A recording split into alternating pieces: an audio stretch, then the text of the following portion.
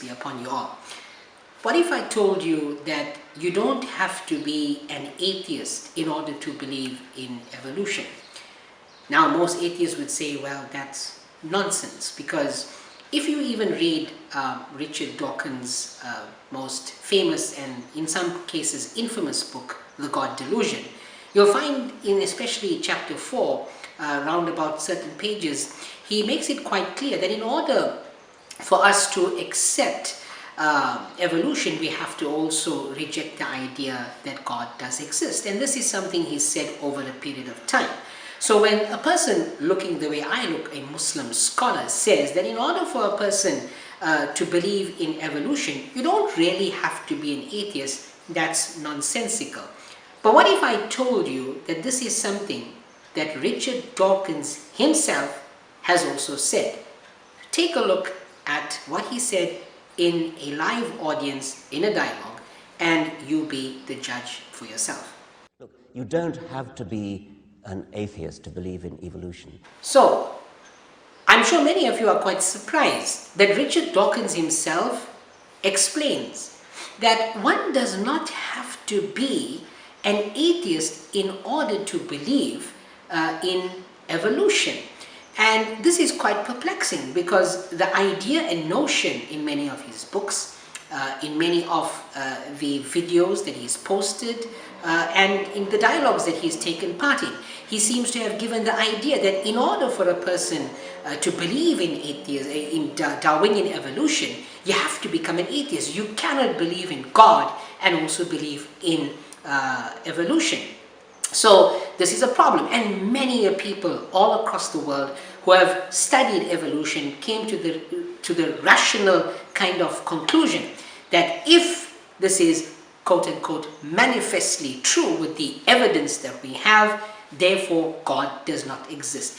If you are someone who has come to that same conclusion based on the teachings of Mr. Dawkins from his book, The God Delusion, you unfortunately have been deceived.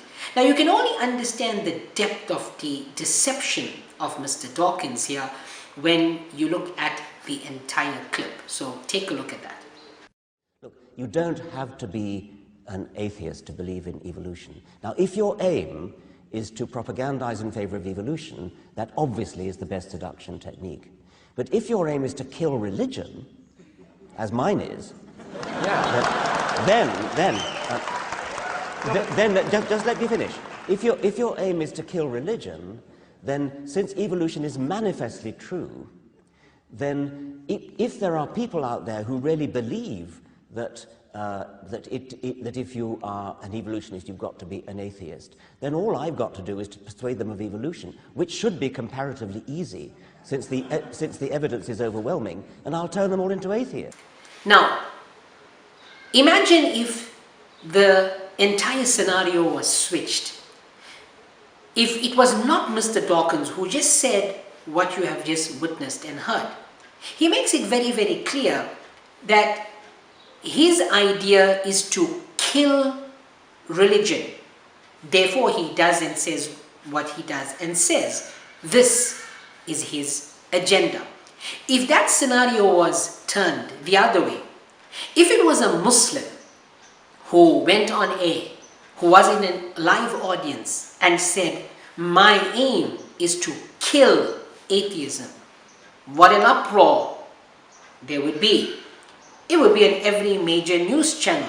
Muslim extremist, Muslim terrorist, etc. But when someone the likes of Richard Dawkins, the academic of the world, one of the highlighted academics of our time, comes forward and says his aim and objective is to kill religion, nobody bats an eyelid. This is double standards. And I would like to hear what the atheists out there have to say about this extremist behavior, because he's quite clear. So Mr. Dawkins is in a position of power and can use this position of power and knowledge to cause people to still believe in God and still believe in the idea of evolution. However, he chooses to deceive them. So Dawkins is now a deceiver, and he's made this quite clear, that all he has to do is not give all of the information to the people, is to make them believe that in order for them to accept Darwinian evolution, they have to be an atheist. And for all of you who may have rejected religion on that basis, you have been played by the great lie, by a great deception by Mr. Dawkins himself. Now remember, this is not me cherry picking his statement from somewhere. This is him admitting it by himself, and we have mentioned this in our latest publication, Defense Against Disaster. Now in this series, false allegations against Islam and Muslims, the reason we are focusing on this is because we as Muslims are now quite tired of people the likes of Richard Dawkins, who comes out and says that Islam is evil, and yet we see this evil behavior of his, if according to atheism such a thing does exist. Now he goes on in that particular clip to say that evolution and Darwinian evolution is manifestly true. Another great lie. Why do we say this? Because this is the perception that's given out there. You know, people speak about religion being indoctrinating people. Well, the same accusation, if you like, can be made against the evolutionists and the Darwinians out there as well. Why do I say this? Do all scientists believe in Darwinian evolution to be manifestly true? Of course not. If you look at example descentfromdarwinism.org and other websites which we'll put up for you, you will find that initially 100 PhD holding scientists signed a waiver kind of thing to say that they find skepticism on the actual theory of Darwin's law on evolution.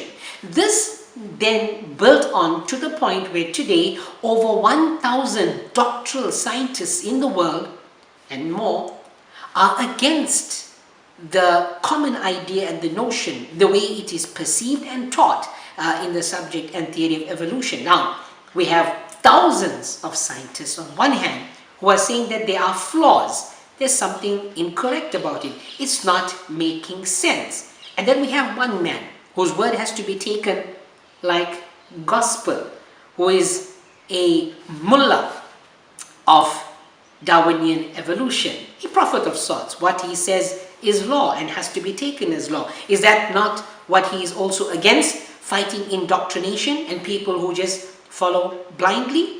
Well, to all of the atheists out there, again, we do not have anything against you. I mean, I do not know you on a personal level. Neither do you know me.